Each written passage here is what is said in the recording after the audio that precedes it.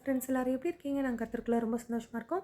கிறிஸ்மஸ்க்கு வீட்டை டெக்கரேட் பண்ணலான்னு சொல்லிட்டு கொஞ்சம் டெக்கரேஷன் ஐட்டம்ஸ்லாம் வாங்கிட்டு வந்திருந்தோம் இல்லையா? ஸோ அதை எங்கே மாட்டலாம்னு சொல்லி பார்த்து நானும் என் ஹஸ்பண்டும் சேர்ந்து மாட்டிகிட்டு இருந்தோம். சீலிங்கில் மாட்டுறதுக்காக என் ஹஸ்பண்ட் லேடர் எடுத்துகிட்டு வந்திருந்தாங்க. ஸோ என் பையனுக்கு படியேறதுனா ரொம்ப பிடிக்கும். அவனும் அந்த லேடரில் கொஞ்சம் கூட பயம் இல்லாமல் ஏறிட்டான். நாங்கள் அதுக்கப்புறம் அவன் பண்ணுற சேட்டையெல்லாம் பார்த்துட்டு அவனை பிடிச்சி வச்சுட்டு தான் நாங்கள் வந்து எல்லாத்தையும் ரெடி பண்ணிகிட்டு இருந்தோம். நாங்கள் எல்லாமே ஹேங்கிங்ஸாக தான் மாட்டிருந்தோம். இந்த தடவை ட்ரீ வைக்க வேண்டாம்னு நினச்சிருந்தோம். ஏன்னா பையன் கண்டிப்பாக வந்து உடச்சி போட்டுருவான்னு சொல்லிட்டு. ஆனால் எல்லாம் மாட்டுனதுக்கப்புறமா எங்களுக்கு ஏதோ பெருசாக மிஸ் ஆகுற மாதிரி இருந்துச்சு. அதனால் நாங்கள் லாஸ்ட் இயர் வாங்கின இந்த ட்ரீ எடுத்து நாங்கள் ரெடி பண்ண ஆரம்பிச்சிட்டோம். என் பையன் உடைச்சாலும் பரவாயில்ல, ட்ரீ இருக்கட்டும், அப்போ தான் ஒரு கிறிஸ்மஸ் வைபே இருக்குன்னு சொல்லிட்டு நாங்கள் அந்த ட்ரீக்குள்ள திங்ஸ்லாம் ஆல்ரெடி இருந்திருக்கும் இல்லையா? ஸோ அதை வச்சே நாங்கள் வந்து எல்லாத்தையும் ரெடி பண்ண ஆரம்பிச்சிட்டோம். ட்ரீ மட்டும் என் பையன் முழிச்சிருக்கும்போது எங்களால் ரெடி பண்ணவே முடியல. ஸோ அவன் தூங்கினதுக்கப்புறம் இந்த வேலையை நாங்கள் பார்த்தோம்.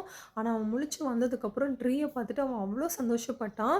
பக்கத்தில் நின்று ஒவ்வொன்றா தொட்டு தொட்டு பார்த்து அவன் சிரிச்சுக்கிட்டே இருந்தான். எங்களுக்கு அதுக்கப்புறம் தான் ரொம்ப சந்தோஷமாக இருந்துச்சு. ஸோ ட்ரீ அவன் உடச்சா கூட பரவாயில்ல, அந்த ட்ரீ வந்து இருக்கட்டும் அப்படின்னு சொல்லிட்டு நாங்கள் வந்து வச்சுட்டோம்.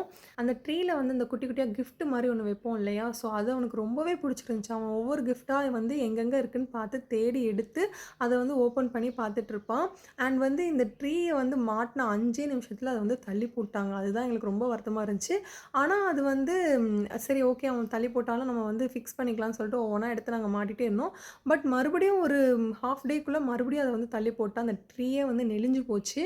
ஒரு 3 டைம்ஸ் வந்து அது தள்ளினதுக்கப்புறம் அந்த ட்ரீயோட ஷேப்பே வந்து மாறிட்டு. பட் எனிவே அவன் சந்தோஷமாக இருக்கான். அதுக்காகவே எங்களுக்கு இந்த டெக்கரேஷன் பண்ணது ரொம்பவே பிடிச்சிருந்துச்சு. என் பையனும் ஹாப்பியாக இருக்கான். ஸோ நெக்ஸ்ட் வ்ளாகில் பார்க்கலாம்.